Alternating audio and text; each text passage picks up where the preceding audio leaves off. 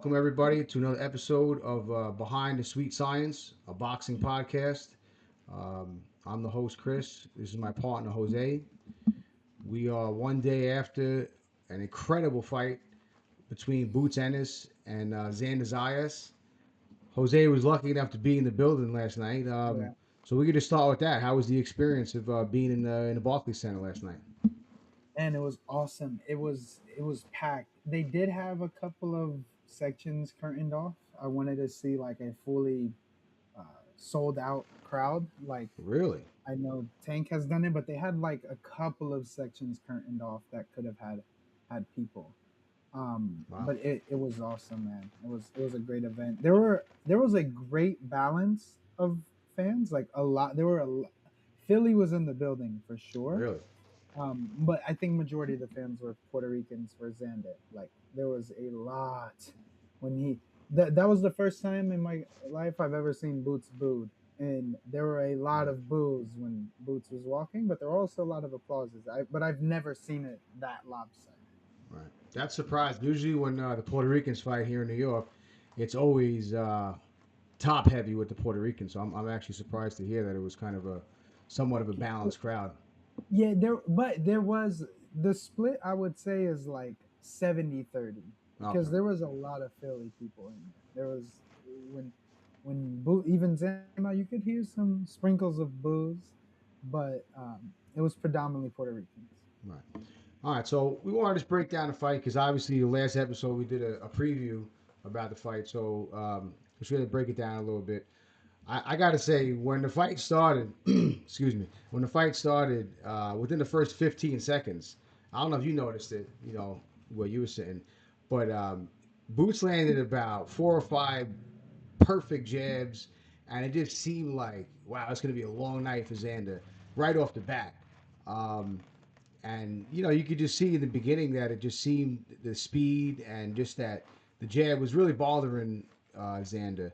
What were your thoughts like coming out in the opening round? Did you think it was going to be even close, or um, did it kind of work out the way you thought it would work out in the beginning, at least? So in the beginning, like you mentioned, with Boots coming out with his jab, that kind of surprised me a lot because Boots doesn't. First of all, Boots usually likes to start his fights. I feel like in southpaw, and then he'll switch to Right, orthodox. But he started this fight in orthodox and was throwing a piston jab. right, Like I feel like something he took from when he was maybe studying against Stanionis. Stanionis had a great piston jab. He would right, step in with that jab and then go to work, but Bootsy was staying behind it, or he would step in with it, right, but he was just letting his jab go that first round, right, and it wasn't even. It was you could see the power difference so quickly, immediately. You saw that everything that Boots was doing was with malintent. It was right, with he wanted to get Xander out of there. Um, that's the breakdown for like that first round. right. Yeah, and then he dropped him. I thought once he dropped him, I said, "Wow, it's gonna be a long night." And I part of me was I don't want to say happy because I really didn't have a rooting interest. I just wanted to see a good fight. I wanted to see just good even toe to toe type of battle like always when you watch boxing. But when he dropped him, I was like, this is gonna be an easy night. And I think my prediction is gonna come to fruition because we basically were saying last week how we thought Boots is just way too much for him, and we thought that Boots was the pick, So Yeah, after that, I was a little happy about that, and I was like, oh, see, I know what I'm talking about. After 25 years of picking fights and watching fights and obsessing over the sport of boxing, you start to feel like you're making legitimate picks. you get a little validation. You're like, yeah, okay, I I, Right. I This think is what I I'm wrong. expected. Right. But then there was a change in the fight where the third round to me was just I mean that's got to be the round of the Round of the year, year. absolutely. Yeah. And it seemed like Boots hurt him, and I felt like he thought there was like he couldn't do anything, which at the time, I mean, it was valid because he really couldn't do anything. And then all of a sudden, um, what we talked about last week kind of happened where I said I think the only shot Xander has is really to land something, in between of Boots' shot, land something big, and rock him, and that's exactly what happened. and unfortunately, Xander, he couldn't close the show. Yeah. Um, I don't know if it was his approach would not closing it, or Boots is just, cut from a different cloth, and Boots he dug down deep and he found it, and he just he kept coming on and he survived. I never seen him in survival mode like that, and I was very impressed after that. So after that third round, what were your thoughts on what the outcome was going to be after that third round? Did you think Xander had a shot after that? Well, yeah. So let me talk a little bit about that third round. So, I think what started the sequence was just like a simple 1-2 down the middle, and Boots that kind of caught him off guard, Right. and he kind of you see him fall back like this a little bit. That's when people think he was hurt or rocked. I think he just was caught off balance, but the punch that did it was when Boots stepped back in, and Xander throws a lead hook, and Boots is kind of trying to dip it, and it touches like right here, Right. and that's when you see Boots' Right. like legs and like his brain and his body are not functioning at the same time, and He like got shake. you even see Boots try and throw a left hand, and he doesn't turn it all the way over and doesn't even land it fully, but you could tell he tried to. It just kind of touched right there, and then like he brought it down just like this, and I was like, oh, this dude is he's out of it. Right. I thought had Xander pressed on the gas, he would have stopped Boots because Boots was not in his right state of mind. He was not able to think anything. Really. So I thought Xander could have stopped Boots had Xander pressed the gas and got on him. But I don't know. He just kind of was a little bit patient. I think he was trying to use too much of his IQ. Like I don't know if he could tell if Boots was 100% hurt or not. No, he knew. Um, He had to. He had yeah, to have okay. known, dude. Absolutely, because it was about a minute straight where, Boots was just kind of on his bike and kind of trying to clinch and just not fighting the Yeah. same fight he was fighting. So he had to have known. And Xander was just letting his hands go. I think he knew he hurt him. I just don't think that Xander really had the proper tools in his arsenal to stop a guy like Boots. And with that's what with that I think volume could have justified like Harvey Dock stepping in, because if he's just not being responsive, which I felt like he wasn't, and Right. Xander threw a lot more, not even like trying to pick the right shots and got Boots out of there. Because it's different from when like maybe your head or your body's hurting and you just need one more punch to get gone. Right. Boots was just like, I cannot think where I'm at or Right. what is going on. So had Xander just came in with a barrage of any punches, Right. not even thinking about it, just throwing upstairs, downstairs, I Right. thought he could have got him out. Yeah, I call that the De La Hoya. De La Hoya always knew when he had a guy hurt that he would just throw, Mm-hmm. even if it didn't look good, he would just pop, pop, pop, pop, pop and just let his hands go, and he would force the ref to get in That it. worked So, for him, yeah. right, that's a good point. I think if Zan just kind of let his hands go and just kept throwing shots, I mean, maybe Harvey Dock steps in and and stops that fight. No, for sure. Now, as far as the way it ended, um, we've seen a few familiar referees from the New York area that we know to love. The really good ones as well. And I think some of them were a little quick on the trigger with the stoppages last night. Yeah. And I don't know if Harvey like seen that in the back and he was like, I don't want to, step, especially in the main event. He knew he didn't want to stop it too early. It seemed like that. Because usually if the corner stops a fight, that's kind of insinuating to you that That it should you have already been probably called. right. Yeah. You probably should have made uh, that decision for him, though. Did you think it was a good stoppage, or would you want to see Xander go out on a shield? So I thought I saw Xander's corner called it because Right, Xander looked back to his corner right, and he just kind of like agreed, like, right, yeah, let me get out of right, here.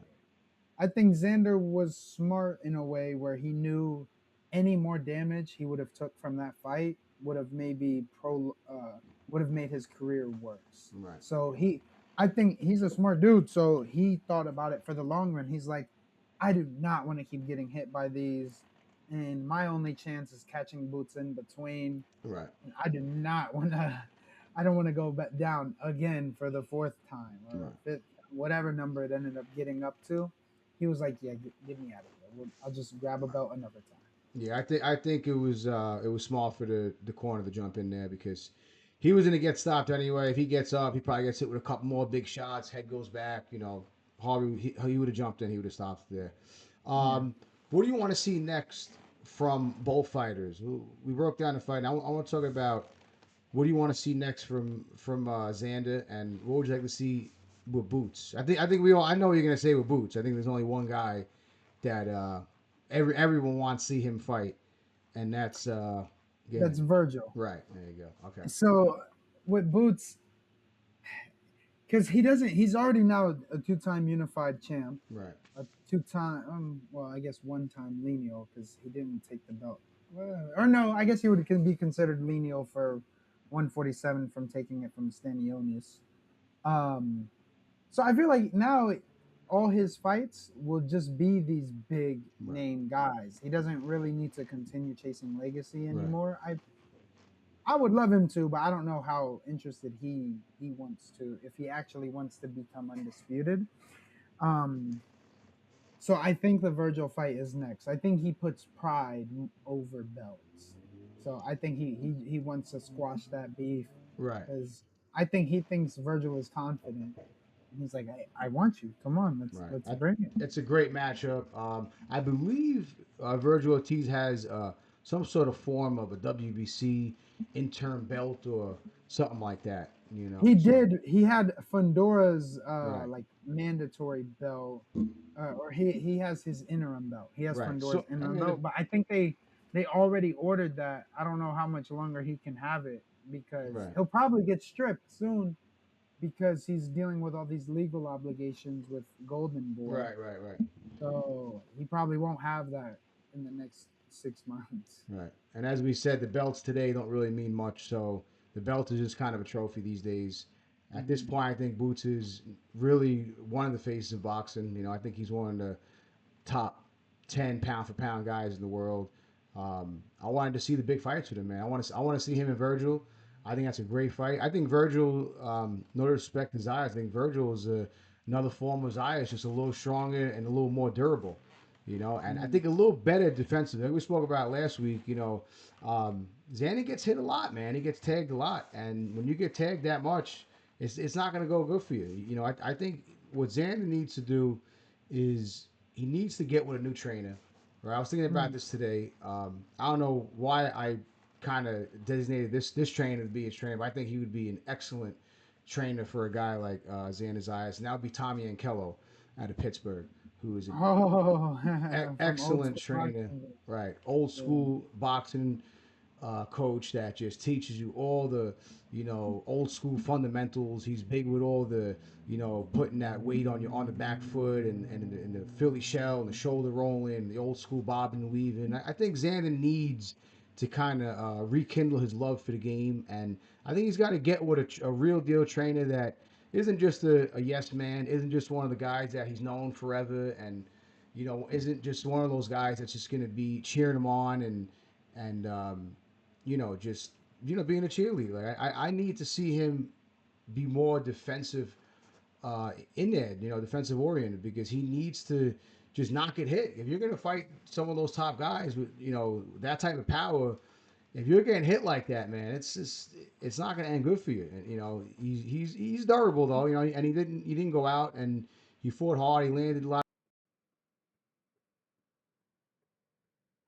It's like it's not going to end good for you. So I think he needs to get a new trainer. I think he needs to take a little time off. Most importantly, I think the weight is fine. I know they were asking him in the interview after, oh, maybe you should go to 160. They try all that stuff. But listen, if he can make 154, he's a big dude. I think he should stay at the weight, get with a different trainer, and build back up, and take a little, an easy fight at first and kind of build back your momentum and then, go for a world title again after that. I love the Tommy and Kello thing is awesome. That dude, he has a gym full of just boxing warriors. Right. Like both of his top fighters right now fight pretty much exactly the same. Right. Benny Bodish and Atif A Obos. teeth, They right. both Yeah. have that. They box on that back foot. Right. They use their shell. They dip. They post all the time. Like Right. these dudes, they kind of mirror each other almost. So Right. that would be dope to see how Xander can if he was to go over there and train with them, what he would learn.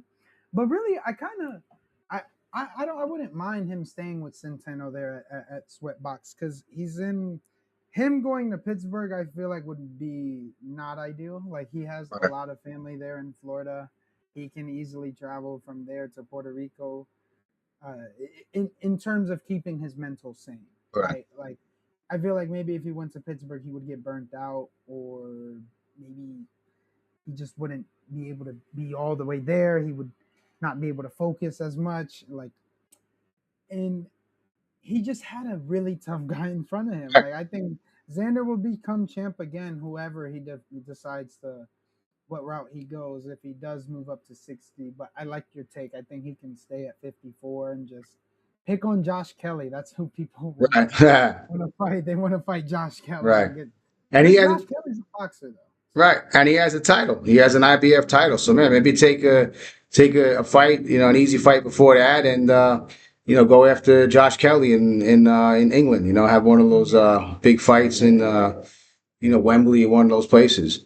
And Um, that would actually be like a boxing masterclass. I don't know if people have watched two because Josh Kelly he got stopped by Avanesian, so right. His that's why one- people write him off. his Like, one what the hell? loss. Right. But the way Josh Kelly boxed Bakram was crazy. Right. He tamed that beast, Right. jab, move, held, dipped. Oh my! He boxed his ass off Right. that night and became the righteous champ. So it would be a really good fight for Xander. I do think Xander is better than Kelly, so I would favor Xander in that. Right. Yeah, I think you need some time off first. Anytime you get stopped Yeah, like that, you're in a big fight like that, you get stopped. I think it's definitely good to take a couple weeks off, like you said, spend some time with your family. Go to your country. Eat some good food, have some drinks, enjoy your life a little bit. I think he needs that, and then he gets right back to it. The only reason why I say maybe switch it up is because sometimes I think the fighters need to find.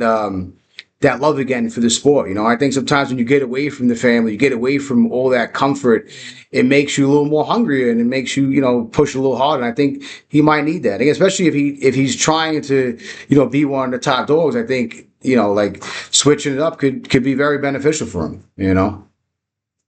So Agreed. with Boots now, obviously he's 36-0, 32 knockouts.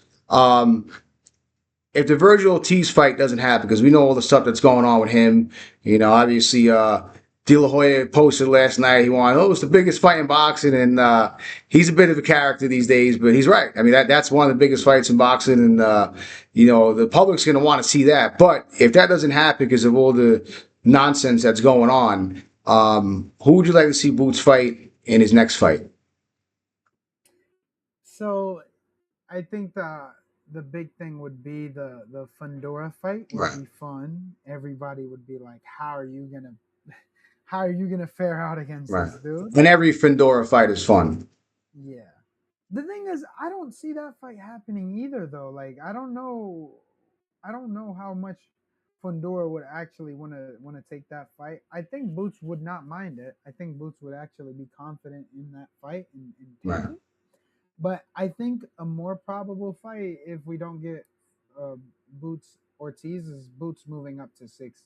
Really. I think he would move up to 60 and try and get a strap immediately there. So it would be crazy if we were able to see Boots against um, a Janabek at 160, Right. or if we got to see Boots against Adamas or a Right. Laura at 160. That would be wonderful. Like, I would really tune into that, especially if he was able to get like a Laura. That would be amazing. I would be so. I don't know if people would be in tune to that just because of how old Laura is, I, I but think I was about to say, I think it's more amazing that Lara is still a name in 2026 and still yes, winning and has a knocking people out, right, not just knocking people winning, out, has a world stopping title. people. Right. So that's more amazing. I'm gonna throw a name out there at 154 because I think not that it's too soon to move up to 160 because a guy like Boots, he's that talented, he's that good. And again, at this point he can really do whatever he wants, but I would love to see him and Madrimov Oh, the Uzbek. I just think like his style. I like the way he fights, and he's really skilled. So I think him and Boots would be a really good clash of styles. And again, if you can't have the Virgil fight, I think that's a good like keep me busy fight. That guy's going to give you some rounds, and he's very durable. So I think that would be a nice matchup for Boots. yeah. If he stayed at 54, I would like to see that, or even if he took down like some other big names that we liked at 54 before, like Charles Conwell. If they were able to fight, Right. that would be a fire Right. fight. Conwell would bring it, and Conwell he killed a man in the ring, dude. Like this Right. dude has power in both hands, and he's like a farmer, bro. Like this Right. dude, all he does is eat sleep boxing. Right. That would be a crazy fight to see as well. Or even if we got to see Boots maybe against the Lubin, like if Lubin wants to come back and be that kind of guy after getting handled like that against Ortiz, it would be nice. Another matchup I think would be good for him. The winner of Tim Tszyu and Errol Spence. I mean, it's a big money fight. I mean, if Errol Spence wins and looks good, I mean, I think he's right back in the picture. We'll talk about that fight as it gets a little closer. But yeah, I think the winner of that would be a nice matchup for Boots. Because now I just want to see him in those big fights. I think he's kind of proven that he's at that top tier of fighters in the world today, the top 10 pound for pound list. Type of guy, and it seems like he sells too. It seems like the fans show up. A lot of people like his style, and his skill wise, he's getting it. He's a big name at this point. Yeah, So I think it's time to kind of just pay per views and get all the big names, and let's see what he could do for the next couple of years. I always wanted to see him fight Crawford. I thought when Crawford beat Canelo, we were going to see that. But Crawford with all the nonsense of to lose for me, and why am I going to fight him, all that stuff. But I think now it's time for Boots to really solidify himself in the game. Now another thing I want to talk about is the news that we got yesterday about Usyk kind of basically relinquishing his titles and basically saying that he's retiring and he's got one more fight in him. And I think it was Eddie Hearn last night that kind of told us who he's going to fight. I don't really like the matchup. Again, in my eyes, if you're willing to give up all your titles and you're already retiring, you made all the money in the world, dude. Just retire. Why hmm hang around? It's there's one more, and I'm gonna do it in my hometown, and like that's it. You were the top dog for a long time, and clearly you don't want to fight the guy everyone wants to see you fight, and that's Adjet KBL we talked about last week. So what are your thoughts on Usyk kind of basically, you know, hanging up the gloves? yeah, and he said it like he worded it like he was trying to do it to better the sport, to push the sport forward. Which Right, I mean, you could push the sport forward by continuing to make these tough fights and right, letting your and fighting the management do best. Right, it. You giving them up, just that just means he doesn't want to be as busy as they want him to, which is understandable. He's right, done everything. His career can be complete 5 fights ago, right? right. Like he doesn't need to do anymore. But don't say like you're doing it to help to push the sport forward. That's a cop out. I feel like there's no need for you to even mention that. And so yeah, I think they said the next fight would be like him and Wilder, right? Right, Or right, and that's nobody wants to. right, Nobody's ever asked for that. Nobody cares. I've That does not get me up to be like, oh, I gotta watch that. I'm like, I don't right. want to see that. I mean, I'll watch it because again, heavyweights have always been the most intriguing division for me. It's always been my favorite. So anytime we get a heavyweight fight, with the big guys, with the top 10 guys in the game, as far as in the division, I'm always going to watch it. And Wilder's one of those guys where we all know his skill set is not exactly the best of the best, but one thing Wilder does is he punches hard as hell. And he can catch Yeah, it at any given time. So that whole entire fight, whether it goes 10 rounds, 12 rounds, you got to be on your P's and Q's more than anybody. Because if he gets you with even, three-quarters of a good shot, he might put you to sleep. So it's always intriguing to watch Deontay. So I'll definitely watch it. I'm not sure why we need to see that. Again, I think if you're retiring and you are saying that you're done, then just hang it up, dude. I mean, you got the money. I don't understand why you need to announce that. Oh, it's the one more. It's the one last show. One last hurrah. Like that's it, man. I think it's either you fight Adjet and retire, or you fight, or you don't fight at all and retire. That's what I would do, and that's the thing that I think would make the sport better. and solidify your career. Because again, I like Adjet in that matchup, like I spoke about last week. I know you said I think you favored Usyk. Yeah, I'd still favor Usyk, Right, but it would still be a great fight to see. Like right. that's a test that I would love to see Usyk overcome. I think it would be like a passing of the guard type of situation. But again, we're probably not going to get that. The one thing I do like though, and I don't know if he was trying to get at this with his statement, is that I think it opens up the division a lot more to just to have better, not better fights, but just like have everybody kind of get back into it and like just kind of now we could figure out who's the best of this whole group. Because I think Usyk was in that last group of the Furies and the Joshuas and all those guys. Now with all the other heavyweights on the scene, it gives us a shot to see there's some different fights and it's an intriguing division with a lot of intriguing matchups. So I'm not like I'm not terribly sad that Usyk is hanging up. To be honest, I hope that Fury and Joshua tag along once they fight. I want them to fight, and I want them to do the same thing, and just kind of let some of the new guys get in there and figure out who's this decade's lineal champion, who's the top dog. And you know what? If we don't get one, and we just get a bunch of really good fights, hey, that's Then awesome that's too. fine. All right. So I think that would be good for the sport, and there's a lot of good heavyweight matchups, and that's really it, man. So you got anything else on the horizon you want to talk about? Any upcoming bouts they're excited about? Oh man, next weekend is gonna be amazing, dude. We had a shift of main events for the Abdullah Mason Right, and right. Cordina originally, and then now it got changed to Mason and Bell. Albert I Bell, cannot right, right, believe that. I can because Albert Bell, he's been waiting on his shot for the last eight, like right. 6 to 8 years. This dude has just been waiting, fighting in local shows at the Huntington Center, getting like 500 people to come out and watch him fight. Right. And he's And the just club been shows. waiting, yeah, Right, waiting and waiting, keeping his regional title. And then he got the opportunity to fight Cruz and he took it in a heartbeat. I was right, like, oh man, that's going to be a tough test for you. And then now Cordina's having the visa issues right. because I don't know. Did you see he slapped somebody? He knocked somebody out.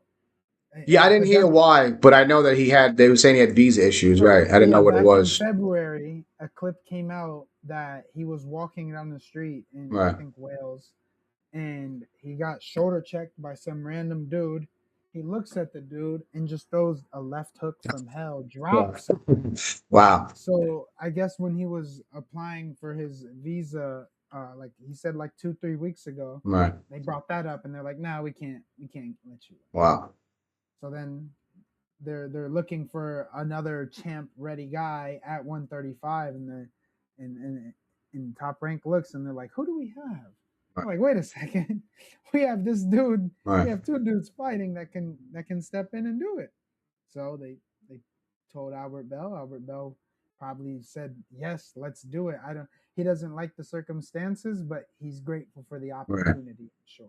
And sometimes in boxing, when you get that shot, you got to stay ready, like they say, and you got to make the most of that opportunity. I know you told me that you seen I think both of them sparring or something like that. What, Yes. what was Yes. who did you see them spar and how'd that go?